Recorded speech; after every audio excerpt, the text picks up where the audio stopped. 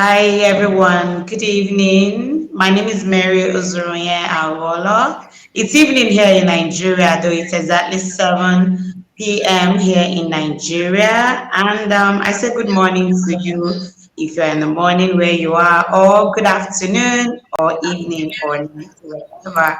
So I welcome you to another interesting episode of GYMHA Mind Matters Talk Show, broadcasting live on all GYMHA platforms on Facebook, Instagram, LinkedIn, and YouTube. Thank you for joining us today. Once again, my name is Mary Ozuruonye Agholor, and I welcome you once again. Today, we have a very important topic to talk about. In fact, something I believe everyone would learn from, and it's something worth discussing. There is this saying that when you train a girl child, you train an entire nation because the feminine gender is the bedrock of the world, because the feminine gender births every other gender. So the male gender, the female gender comes from the feminine gender, because the female is the mother, and the mother is like the bedrock of everybody. So that's why we have to pay very good attention to the girl child development. And on GYMHA Mind Matters Talk Show, we look into how we can help people improve their mental health. And today we are going to be looking into how we can help the female gender, especially the girl child, to improve their mental health. So I'm not going to be doing this discussion alone today. I have very amazing panelists here with me live on GYMHA Mind Matters Talk Show. And the first person I can see here is Vima Daluz Barbosa. Please correct me if I'm wrong with the pronunciation. She is an international English teacher, an international communication coach, an international speaker, and also a moderator. Good evening, Vima. How are you doing today? Hello, dear. I'm good. What about you? I'm fine, thank you. It's so nice to have you on this panelist discussion this evening. Thank you. Thank you for having me here. I'm so happy. Thank you for joining us. Also, I have Naz Ahmed. Ahmed is GYMHA ambassador. He's a regular face on this GYMHA Mind Matters Talk Show. We all know him, and he's also the events coordinator for GYMHA. Ahmed, how are you doing this evening? It's so nice to have you join us. Yes, of course. Thank you so much.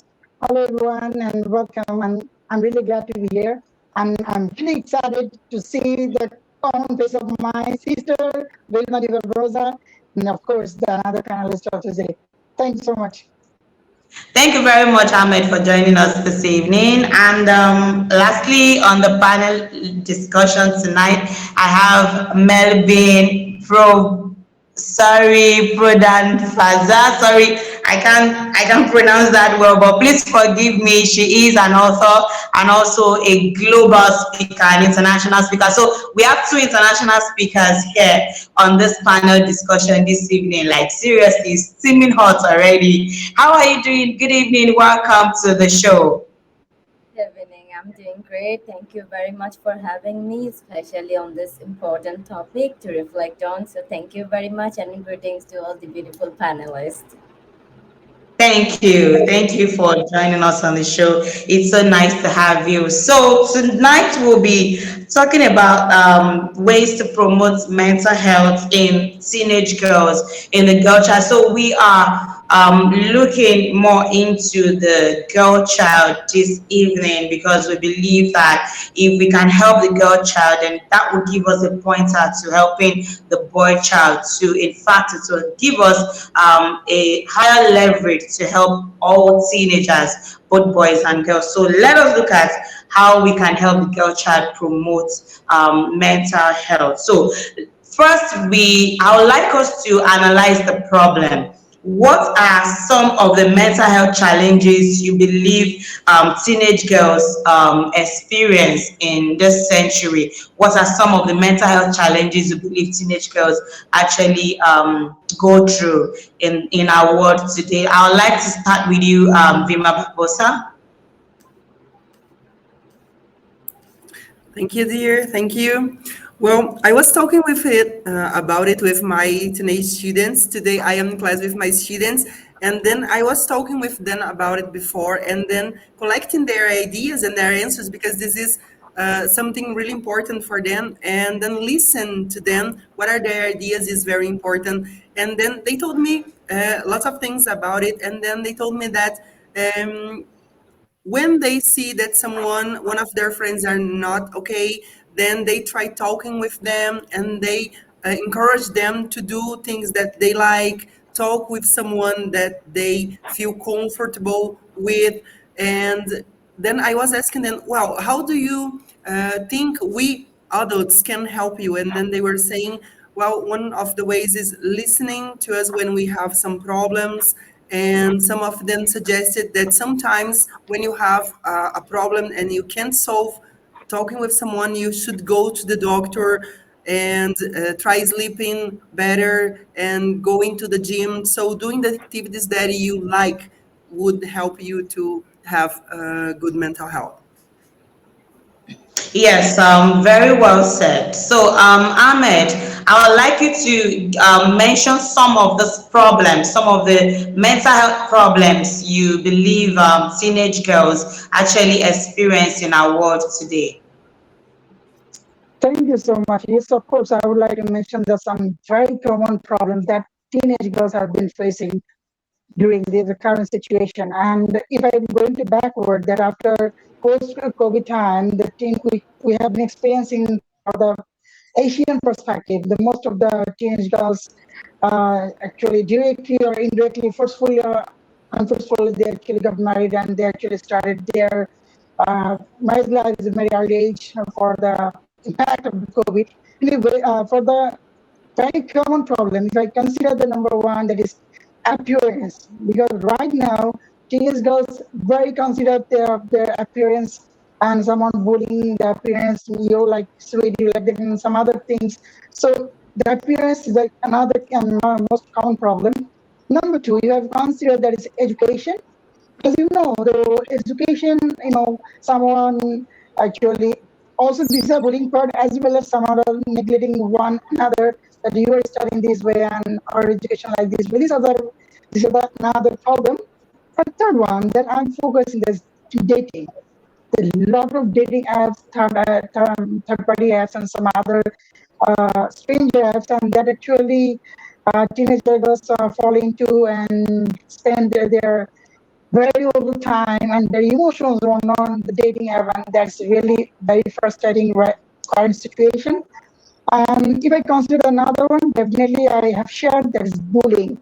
And most of the developed countries, student teenage girls have been facing this problem, not only the developed countries, in around the world, whenever actually the situation, social perspective, and some other culture, cross culture instruction, that is also facing another issue for the bully. And yes, another one, that is friendship. Friendship, though it seems to like the term is very normal, but friendship gather all together, friendship can actually distract all together as well. So we have to think about it. And let me explain another one, that is self-esteem. Right now, you have been experiencing that TikTok and some other apps. Most of the teenager girls, teenager boys, and teenager, they spend their time with their new trend, and this is the way they actually consider themselves and focusing some other challenges, activities, and showing their perspective in the social medias. So self-esteem, but they are not actually considering self-development perspective. So I'm sorry, I just forget the number. Anyway, the another one, that is menstruation, and we are not actually, we have to consider these things very important way, because menstruation, we are not considering that important, because all things are now open, all the cultural things are open, and there's a reason It may happen several times. And of course, the last one is depression. For all the things together, teenager girls have been facing the depression because they are thinking that they are not doing great way as their friend, as their nearest person are going on. Also, they're also thinking that no, actually, my life has no meaning, life has no destination, some other things. So, depression is another one. That's all about me. Thank you. Thank you very much, Ahmed. Indeed, I agree with you totally. Depression is one major mental health issue that young people experience in our world today, and we really need to analyze this problem and look at ways we can provide possible and workable solution to this problem. So, would you like to add to these, Mejabin? Would you like to add to what Ahmed has said about the problems, the mental health issues that teenage girls experience in our world today? Yeah, both the speaker already speak about the students and teenagers, how they are actually affected by all these current issues. But I think apart from this problem could arise from even earlier. Some children could be conditioned with this mental illness, and it could arise from the environmental impact of family parental behavior, and the way I think that tech and that online social media, all these things are affecting. Apart from that, the problem, well, maybe we know that yeah, people can come and talk to us, but the person is experiencing that mental illness and that emotional fluent changes that girl, especially the girls, are at higher risk. They are not even aware of that changes, and that confusion they inside holding and piling it, it's quite dangerous. Not only depression, most of the time this kind of depression could lead them to be suicidal and get into. And another thing I would like to address here, that the way we are saying that, yeah, people and kids can come to us and talk to us, most of the time they don't feel like to go to someone because they know they will be mocked by these people or that people, or not will be open to them. So I think if the school and home can provide and ensure a comfortable situation and environment and that welcoming approach, where that whatever happened doesn't matter, I mean there is no shame, there is nothing to be afraid of, there is nothing to feel less of somebody else. So if we can ensure that kind of environment for the kids, I think they will open up to us. So I think it is our job to give them that kind of platform and environment. Other than, yeah, I agree with both these speakers. Yeah, thank you very much. You've spoken well also. So while we were addressing the problems, we have our fourth panelist joining us, and I'd like to introduce Lawa Merit Ifoma. Lawa Merit Ifoma is a content creator and the founder of Alpha Girls. She's also a GYMHA ambassador and the assistant volunteer engagement coordinator for GYMHA. You're welcome, Merit Ifoma. Thanks for joining us on tonight's panelist discussion. Thank you very much, Ma. Thanks for having me. Thank you for making out the time. All right, so the next question I would like to start from you because you are the one that has just joined us. So, looking at the problems, we've talked about some of the mental health issues that teenage girls face and experience in our world today. So, I would like us to look at the why it is important for us to promote mental health awareness among teenage girls. Why is it important to promote mental health awareness among teenage girls? You, as the founder of a girl child promoting organization, the Alpha Girls, should be able to give us a very nice insight into the reason why it is important for us to promote mental health awareness among teenage girls. Merit, over to you. All right. Thank you very much for that question, Ma. I would like to start off by saying that mental health is as much as important as our physical health. And however, there are a lot of stereotypes surrounding mental health, one of which is mental illness only occurs in adults. And I would like to say this is not true, as mental illness affects all people of all age, including children and teenagers. And research shows that teenage girls are most likely high risk of mental illness. So it is mental health awareness to reduce the stigma surrounding health awareness. When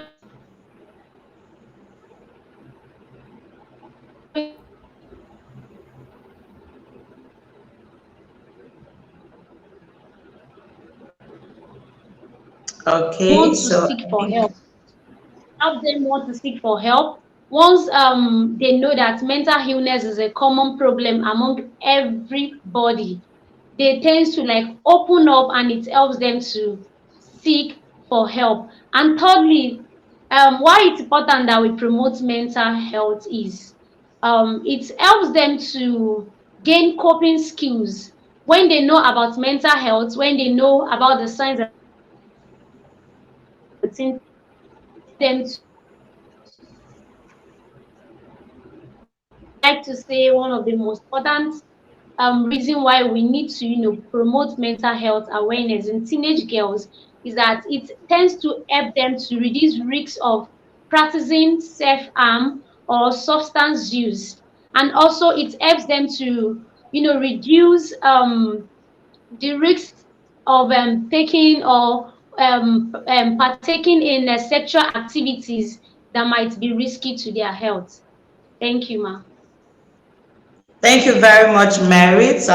It's indeed very important for us to promote mental health awareness among teenage girls because it gives them the right knowledge to how they can cope with their mental health issues. So, Vima Barbosa, would you like to say something about why it is important to promote mental health awareness among teenage girls? Yeah, sure. In my point of view, it's really important that we take care and talk with them because they are the future generation.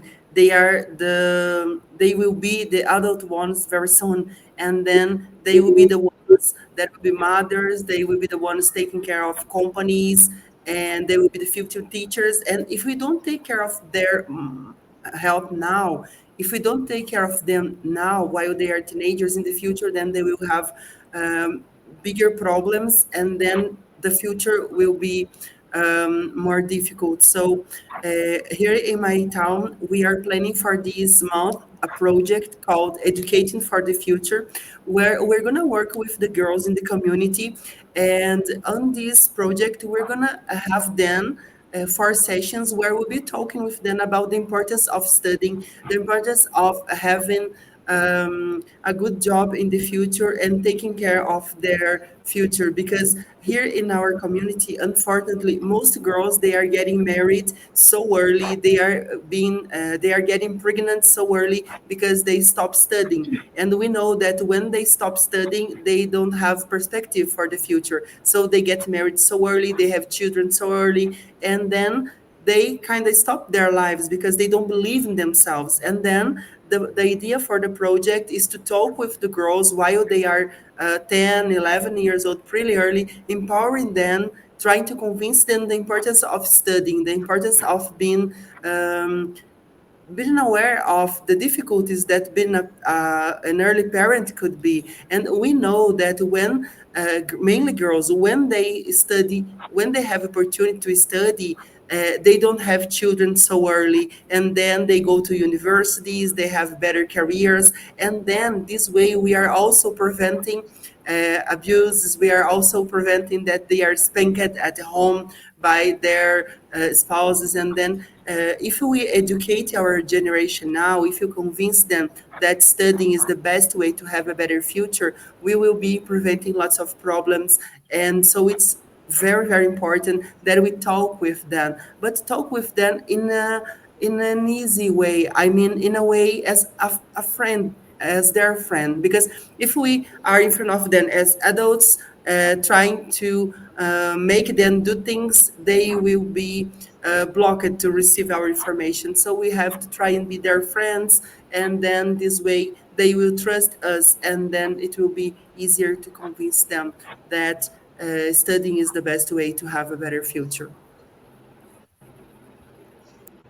Thank you very much, Vima. I really love the points you made about education, and we need to also teach them about purpose discovery. If the girl child learns to discover her purpose early in life, she would want to fulfill her dreams, and that would give her a sense of living, and that would help to maintain a balanced mental health in her, of course. And education is really, really very important.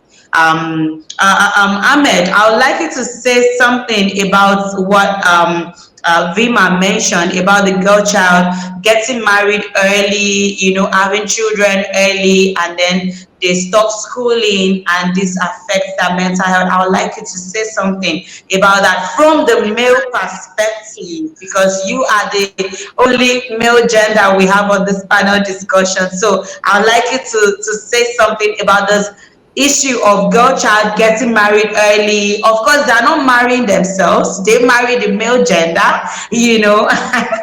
So I'd like you to address that from the male perspective.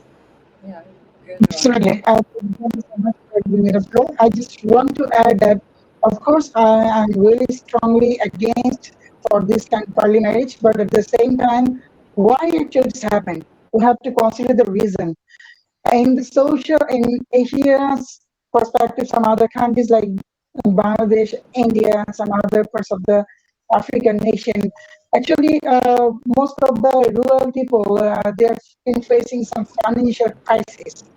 And during the COVID period, the crisis become very dangerous in person. So that's the reason the person who are earning, but during the after the COVID time or during the COVID time, even after the COVID, right now the current situation, he or she are not able to do their work that much as before. Even they're also facing some financial reasons, some other loan and some other things. Basically, the rural people are not able to um, contribute their money towards their girl children because they're actually thinking that there is a two-way. One is a financial crisis that's actually forced them to do early marriage. Another one that is culture. I have to focus. There is no culture actually give the permission and do early marriage. But at the same time, when you belong to rural area, village people, actually they consider that don't raise your girls up to that level. You should you should actually uh, force them to do marry an early age because they will be housewife or homemaker the rest of their life and some other things because the culture also another factor. And third one that is in the cities area we have been facing or we have been experiencing such a security, some modern culture, modern atmosphere, modern education, and every single things. But in the rural perspective, they are not getting that much. As well as for sexual violation has been happening in the rural area as well. So this is another reason that their parents actually, for the security perspective, they actually force their children to do early marriage. So it's some other way, actually, some other perspective also there to do early marriage, but strongly I against on that because dual early marriage is not a proper solution for any uh, unfavorable event. But at the same time, we have to consider the proper education for the girl children, proper atmosphere to lead a life such in a security manner. We have to consider those things because I have a number of sisters, so I have been belonging with them. I know their feelings when a girl child doing something, they do those work dedicatedly. apart from the, if I'm focusing on the male, I'm sorry, I'm comparing, because if we get any kinds of result like HSC, SSC, some other standard result, we have been experiencing that girl child got a great marks because they are dedicated what they want to be. But if their parents, proper parenting are not happening, that's the reason they uh, lost their future, lost their old hopes and some other things. So I strongly against on that, and I think that we should make some awareness, because government has some law to consider that that shouldn't be there. We have to make at least the minimum number of age. So I think we should ensure some awareness throughout the rural area as well as some other events so that they can actually get our information and do some action if anything happened. Thank you. Thank you very much, Ahmed. Very well spoken. Thank you so, so much. Indeed, I would like to say that, especially in Africa, we have a lot of cultural practices that are not female gender friendly at all. And this goes a long way in affecting the mental health of the teenage girl. Yes, let me take some comments. We have Elisha Nwankwo joining us online. Thank you very, very much, Elisha Nwankwo, for joining us. Also, we have Stephen Ahamba. Good day, wonderful panelists. Thank you, Stephen Ahamba, for joining us. Also, we appreciate you. Yes, some of them have dropped comments there. So, moving on quickly, I would like to come back to you, Prodan. And this is my next question. So let's look at, we've looked at the problem and the importance, the reason why it is important to promote mental health awareness among teenage girls. So now let us look at some unique ways we can promote mental health awareness among teenage girls. What are the unique ways to promote mental health awareness among teenage girls? So I'd like to start the response from you, Prodan, please. Okay, we already covered that why it's important, but what could be the unique way to promote this awareness? I think first thing we all need to take it in our concern that teenage, when we are talking about teenage girls' mental health, it is very correlated from her 1 year to 8. This is the time where that child basically develop that complete well-being mentally, physically, emotionally, and psychologically. So whenever we are seeing it visible at the age of 13 to 14, that time parents and teachers and elders take it in their concern. So I think this is the first gap we need to overcome as an adult. We need to take care of the child from that age, because that is the final number of their age to build them psychologically, mentally, all the way.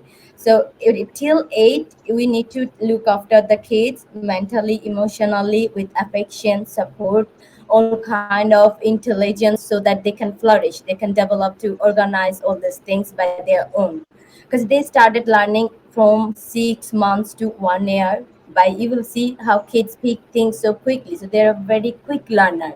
So whatever that person actually gonna become at the age of 18, 20, 25, the foundation has been provided by the age of 8. So this is one core point where we can apply that different approach, new approach in as an adult, parents, teachers, caregivers, to care. And another new way or unique way, I think, to become the friend and giving them the freedom, whatever they are having in their mind, to let them speak up, allow them to use their mind. Because I think without being aware of, we always try to put child not to put their noise, not to be out there. So when you tell them to do things very strictly, as a human nature, if you study the neural science, we have that defensive mechanism. New things, new change we don't want to take. So for a kid, you have to be a kid, you have to be a friend, you have to give them that space and try alternative approach. So therefore every kids are not same. Some are good, some have a different style of learning and grabbing things. It could be storytelling, storytelling, it could be games, it could be different kind of activities. So as a elder parents, you need to identify all these specialty that your child is having, then you can promote all these things in a way. And another thing that everyone should take care of, that not to allow them to be on online or social media that much. It should come with a certain limitation where they need to earn it. If they need to do it, they need to go through the process. And physical activities must thing, and good sleep and good food diet. If you can develop all these things, because food work and affect the kid to on their behavior biology. It's very interconnected. So if we are thinking only sending a school good teacher, it's not enough. So the internal development will come from what sort of food, what sort of lifestyle, what amount of good sleep the kid is having. Once they gonna have all these things at a time, I think it just not gonna take so long for them to develop, for them to organize all these things. Even they will develop that expertise to deal with daily stress. It could be from school, it could be from a friend bullying. So they will develop that mechanism how to tackle by their own, instead of getting into depression and frustration. This is a very alarming time. Even if you go through the research, as earlier Ahmed also mentioned, this is not only that in Bangladesh or Pakistan or America. Even the number is highest in USA. The kids are going through this trauma a very big way. Now another problem here I would like to address, that some kids go to that transition of their sexual orientation, because now the world is so upgraded, so modern, everything is so visible and so easy access they have. So they basically develop that kind of thing for themselves, right? So here another problem those kids are going through is, some may be into homo things or LGBT, so that kind of stress inside, that physical, hormonal, emotional, mental, it could be very dangerous if we don't have that proper guidance for them. So I think that's way, with that openness, love and care, affection, we can promote this awareness, because it's very vital and crucial for them. Thank Yes, you. indeed, it is very vital and crucial for them. Thank you very much. And I picked a point. You mentioned social media limitation for young people. It is really very important because I won't lie to you, there is a lot of craziness happening on social media, and we really, really need to look into that for this generation. So, Merit, over to you quickly. I'd like you to also tell us some unique ways to promote mental health awareness in teenage girls. All right, thank you very much for that question, Ma. I would like to say that mental health awareness should start from the home. Parents should know how to have this "how are you doing" conversation with their teenage girls. Nowadays, parents only believe, fine, once I provide for my teenage girls, once I provide for my children, that's all they need. As teenage girls, we want more. Aside the fact that they provide for our needs, they buy us clothes, they give us food to eat. We want parents to create a safe space where young teenage girls can pour out their minds, where they can tell their parents how they are feeling, and without being judged. And secondly, I would say another way we can promote mental health awareness is schools can help to create mental health clubs. Schools can create mental health club where teenage girls can feel safe to to pour out feelings and to connect with other young girls that are having similar mental health struggles. And thirdly, I would like to also add to the fact that we need to use social media to create mental health awareness. The social media is full of so many informations, and we just need to circulate it with the right information for teenage girls. We can as well join different organizations that help to promote mental health awareness. The Global Youth Mental Awareness, GYMHA, is doing an amazing job in that aspect already. We can join and follow this kind of organizations online. We can help to share their posts. we can connect with their events and all of that. And lastly, another way we can, help to promote mental health awareness in teenage girls is to educate ourselves more about mental health. We need to, look out for resources that that explains or that gives useful information about mental health. And we should feel free to talk to our family and friends about mental health. When we don't make a mental health discussions a taboo, when we talk about it openly, teenage girls can, have this boldness to come out and seek for help. Thank you, ma'am. Yes, indeed. We should normalize talking about mental health. We don't have to be scared. We don't have to be shy about it. And we should help these teenage girls also feel comfortable talking about their mental health issues, their concerns, and their psychological imbalances so that they can actually be able to seek help in this aspect. So I would like us to take some questions from our viewers. We have two questions already. So this one is from Stephen Ahamba, and the question says the issue of period poverty among teenage girls is an issue especially in low-income countries. What can be done to ameliorate this issue? The issue of period poverty. Vima, I would like you to answer this question. So let me throw it to you. This question is talking about period poverty among teenage girls, especially in low-income countries, and I can actually testify to that. So what do you think can be done to ameliorate this issue? And you would agree with me that this problem of teenage poverty actually goes a long way in affecting the mental health of teenage girls. So how can we solve the problem of teenage poverty?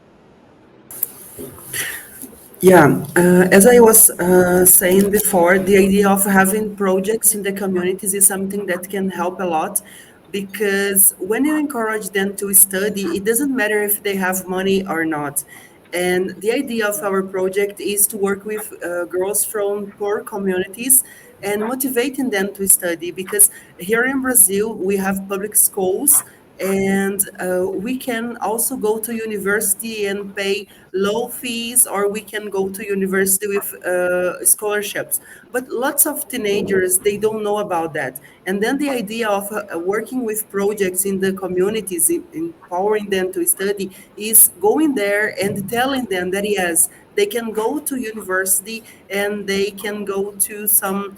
Here we have some schools where we prepare teenagers after they finish high school. We prepare them to go to the job market, and then this is a way we work against the fact that poor communities have more problems. The teenage girls, they have more mental problems than in rich communities. But if we work with projects in our communities, we can solve these problems. And then we are doing it here in Brazil, and I know that it can work anywhere around the world. If we work with them, empowering them, because studying is the only way we have to change this scenario. And to have good mental health, we have to talk with them in a friendly way and be open. As I was saying before, we have to stop thinking that mental health is just a girl's problem. It's a problem for everyone. And when we talk about talking with girls and we let boys apart, we are making it a bigger problem because I've listened from some of my girls, well, I don't like being next to boys because in our society today, in our century today, we still have this difference between boys and girls. We are still educating our boys in a different way as we are educating the girls. And then the problem is started there when they are really young, and then in schools we have games, boys are against girls, boys and girls, they are in different groups, and then there's a competition and they grow in a way like that, and then we have this kind of competitions. But we have to teach our boys to respect our girls, and we have to teach the girls to respect the boys as well, because we have to help each other.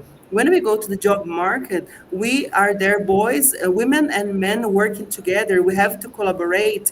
We have to help each other, and then we have to teach our children, our teenagers about this collaboration. But I can see in our communities with my students that there is this competition, boys and girls, and then that's why we have in many marriages where the girls are spanked because boys were taught that they are the wonder of the girls, the wonder of their wives, unfortunately. And then if we start raising our children in a different way of thinking, I'm sure we're gonna solve lots of problems, and mainly with the poor communities. If we work there, empowering them, teaching them that yes, they are able to study also, they are able to have a good job and a good career, then they will be for sure, they will have a better future. Because I always talk with my teenagers and I give them the example of my own life. I am from a poor family. We didn't have any money, but my parents always taught me to study, to believe in myself. I always heard from my dad and mom that I should believe in myself and I should study because that was the only way I had to change my life. And thank goodness I listened to them. I studied really hard. And today I am here talking with people all around the world. The studies Wow. empowered me and changed my life. And so I feel that I have this mission also to work with the girls in the community and show them that if I could, if I was able to, they are also able to because I was one of them. My parents didn't have any money for anything, but I learned it because a teacher taught me that it was possible going to university with free scholarship. He gave me the chance to study English for free. And today I am an international English teacher and I am here with people all around the world. So because of the studies, so we have this mission as teachers to empower children, to empower our teenagers and show them that if they really believe, if they study hard, they can do and they can get anything. They just need to believe in themselves and believe that studying they can have a better future. So empowering them to study is the solution, in my opinion. It was for me, and I truly believe this is the solution for everyone. Yeah, indeed, Vima, I must say you are an inspiration. Thank you so much. Your story is quite inspiring, and I must say that young girls should learn from your story. Like you said, it's not all about money. You just have to believe in yourself, and we need to invest in the mindset of teenagers, both boys and girls. Very important. So on the issue of period poverty, do we have any other panelists who would like to say something about that before I move to the next question quickly? What was the last question? The already the Vimla answered. That's the The, question. the issue of period poverty among teenagers in low income countries. Okay, so here I have a different perspective on that because it's not only about education or lower income that girls or the gender discrimination that we are facing around the world. So here I would like to put it in a different way that you see the importance. Of course, we need formal education. There is no question in it. But along with that, enhancing people and empowering people to self-educate, the moral education, it's very important. Unless you have that, you develop that kind of understanding, it's really not gonna help you. Doesn't matter what degree you are getting, because in deep down the intention is not clear. Everything, these people will go out there and do it for a 5 minutes 10 minutes lecture, done, because no one is going to work like the way Vimla is putting effort, that we all are connecting globally to bring that awareness and reaching people. So I think emphasizing on educating mind and taking that self-development journey is very important, not only for kids. I think globally, or every nation, government included, with all these social worker, that we all are moving towards that SDG and all kind of awareness to bring. I think we need to collaborate and bring or create, offer some kind of skill developments. So if the mother is educated, the father is educated with the idea of education, sometimes maybe you are had that kind of quality to take that, and you follow your heart and you did your best. But what about those other girls, other boys who doesn't have their own mind to understand? Because they always, okay, no, father said, mother said, we cannot do, we don't have option to pursue our education, okay, stop, work or live that common life the way it is. So I think adult education is important to empower our youth for the next generation. That could be an alternative approach to bring that awareness and to bridge that gap between that young generation and the adults. Yeah. Yes, indeed. Yeah, thank you very much. And adding to that, like to say that for instance in Nigeria, I have been involved in some projects that gives out sanitary towels to young girls in secondary schools, in communities, in low-income communities, rural areas here in Nigeria. Because the problem of period poverty actually goes a long way in affecting the mental health of the young girls. We hope that we can have more non-governmental organizations, and individuals who would want to fund such projects in order to help young girls who are struggling financially, from poor backgrounds, to afford sanitary pads, things they can use to help their hygienic state during their period, their monthly flow, and this would help them to maintain a balanced psychological health every month during their monthly flow. Thank you very much for answering the question, Stephen Ahamba. I hope the question has been answered. So let me move on to the next question from Elisha Nwankwo, and I'd like Ahmed to answer this question. It says that relationship issue has been known to be a major cause of teenage mental health problem. How do we assist in reducing this growing challenge?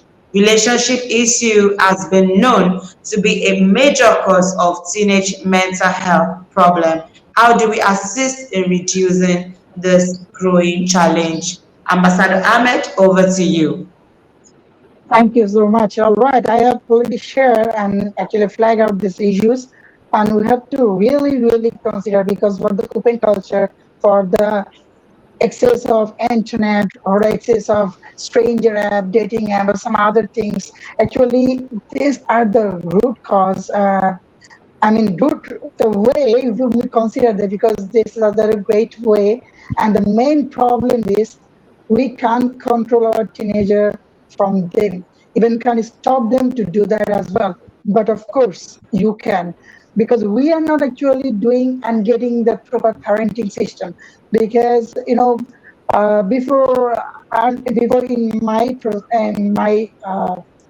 very consider childhood, is that my parents actually treat me in another way. If I treat that way to my the future child, I will definitely be arrested by police. Anyway, I'm just focusing that our father, our mother actually treat the way that is wanted in that time. But nowadays, child know every single thing for the open culture. They know every single possible way, and not able. Right now, what we have to do as a parent, we have to know and have the skill of parenting, because this is really required for the current situation. Well, if your child are actually in relationship with other, and so what you gonna do? There's a number of way we actually try to flag out, because otherwise you can actually consider your child much more safer for the depression and some other negative things. Okay, first of all, you try to be connected with your child emotion. So firstly, you have to try to make them comfortable area, comfort zone, try to enter the comfort zone of your child, and then ask about the dating, that what you actually think about it and do about it, what actually prefer. For if your child is sharing all the dating things, I mean, those things actually impact her. So actually, by communication with your parents, the child can get some possible solution, as well as can get the peace for the inner. If we consider another way, we can, as a parent, as a father, as a psychologist, as a person who actually can take care of the child. So we have to lead by example. Because see, my dear sister Bima Deva was already focused and they shared the example of her life. The children automatically understand, okay, now I've been facing these financial issues. My parents are not giving that thing that I wanted. So I have to not act like this way. So this is the way we have to give some example. If we focus or give some example to your teenager girls, I think for the relationship matter and some other thing, she can understand the current scenario, current situation, even the future action. And if we consider another one, you can actually help them to establish the boundaries that, okay, you can do these things, but don't do that things. You can do these things. This is the way. I mean, you actually show the boundaries of your children so that I mean, she can understand, okay, this is my boundaries. I shouldn't be do that. Actually, by this way, they also can actually rescue their emotion in a positive way. And the last thing I would like to focus that we also focus some warning sign to your children, because as a great parent, as a productive parent, you have to share that these are the sign. You, when this is happening, you can understand this gonna be happening in the father and some other things. So I think you also focus in giving some warning sign to your teenage girls for the relationship perspective, relationship matter. There's a lot of my answer. Thank you. Thank you very much, Ahmed.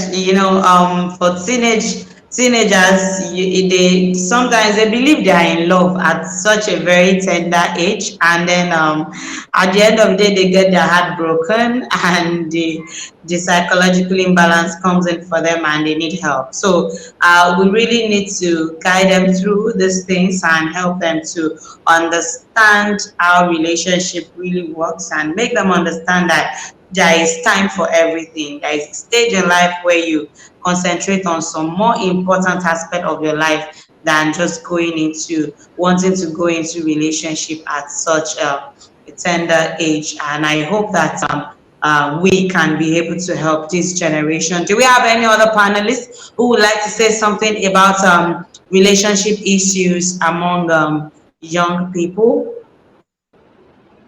Okay, I would like to, because I think Okay, please do. young people, their world starts from the home, that relationship.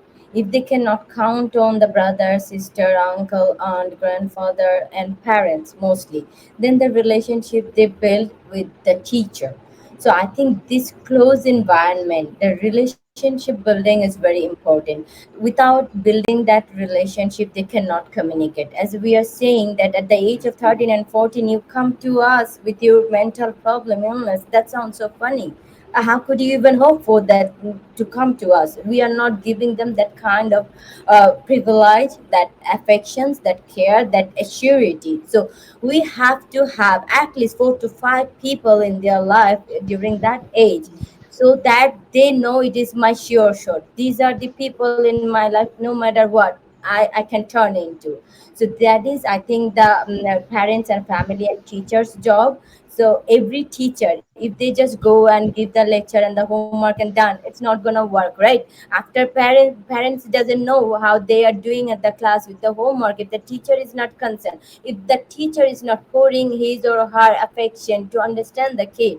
As I'm saying, even you school, if you go, there will be minimum 100 to 200 kids, And what methods we are applying? We are applying the same methods for 100 and 200 kids, and you want me to believe that all the kids having the same capacity, same capability, same pattern to understand? No. So therefore I think 4 3 options to keep in school is very important, where we can navigate their expertise and where they are weak, so that we can follow that rules and principles to bring that awareness. So you will notice some kids are so smart, so advanced, they will pick topic within a second or 5 minutes. You don't need to bother about it, that is she gonna do her homework at home or no. But other kids, you keep on telling and you are yelling at the kid, she even getting more pissed, or he's getting more pissed, he's getting afraid, and he will push it away.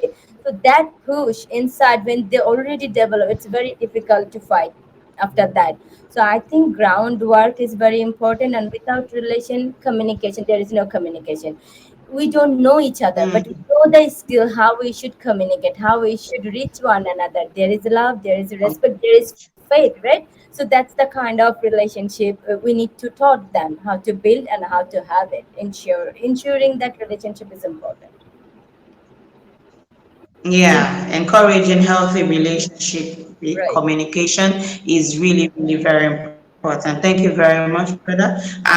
So we have less than 5 minutes to round up this panelist session. So I would like us to give our last advice, words of admonition advice to teenage girls watching this show tonight.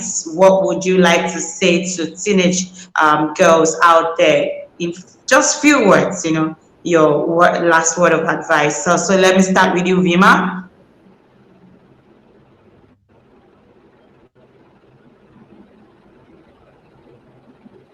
Vima, are you there? Yes, yes, here I am. Yeah. So Yes. I'd say the same sentence that I've listened from my dad since I was a small kid. Believe in yourself. This is the sentence Believe in yourself.